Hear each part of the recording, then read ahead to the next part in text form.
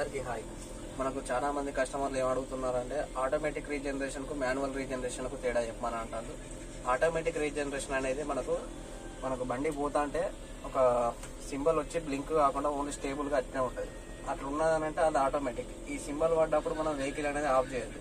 Of చేస్తే ఏమైందంటే ఆ రీజనరేషన్ ప్రాసెస్ అనేది మధ్యలో డిస్కనెక్ట్ అవుతుంది. ఆ డిస్కనెక్ట్ అయినప్పుడు మనకు మళ్ళీ మాన్యువల్కి చేంజ్ అవుతుంది. ఆటోమేటిక్ రేంజ్ నుంచి మాన్యువల్ రేంజ్కి పోయి అప్పుడు మనం బటన్ తోటి చేసుకోమని ఇండికేషన్ వస్తుంది. ఆ ఇండికేషన్ వచ్చినప్పుడు ఏం చేస్తారంటే కస్టమర్లు ఇది ఆటోమేటిక్ రీజనరేషన్ కావచ్చు అని కూడా అట్లే నడుపుతారు. అలా చేయడం వల్ల మనకు దాని లెవెల్ అనేది పెరిగి మనకు బటన్ తోటి మాన్యువల్ కూడా కాదు. ఇక ఈ సమస్య వల్ల మనకు చాలా మంది కస్టమర్లు మన షోరూమ్కి రావడం జరుగుతుంది. వాళ్ళందరి కోసం ఈ వీడియో. ఇప్పుడు ఆటోమేటిక్ రీజనరేషన్ వచ్చినప్పుడు బండి ఆఫ్ చేయొద్దు. ఈ సింబల్ మనకు ఇక్కడ డిస్ప్లేలో వస్తుంది. ఈ సింబల్ డిస్ప్లేలో వచ్చినప్పుడు మనం వెహికల్ ఆఫ్ చేయకుండా మనం అట్నే ఒక 15 కిలోమీటర్స్ 20 కిలోమీటర్స్ వెహికల్ నడిపినట్టయితే దానికైతే సింబల్ పోతుంది.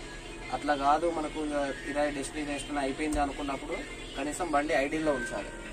ఇక ఐడీలో ఉంచకపోతే నెక్స్ట్ లెవెల్లో మాన్యువల్ ఎట్లా చేయాలంటే మనకు ఫస్ట్ 4 పాయింట్లు ఇక్కడ టెంపరేచర్ పెంచుకోవాలి. పెంచుకున్న తర్వాత బండి లెవెల్గా ఉన్న ఏరియాలో పెట్టుకోవాలి. న్యూట్రల్ ఉండాలి, హ్యాండ్ బ్రేక్ ఉండాలి. ఇవన్నీ మనకు బరాబర్ ఉంటేనే రీజనరేషన్ అనేది మాన్యువల్ అవుతుంది.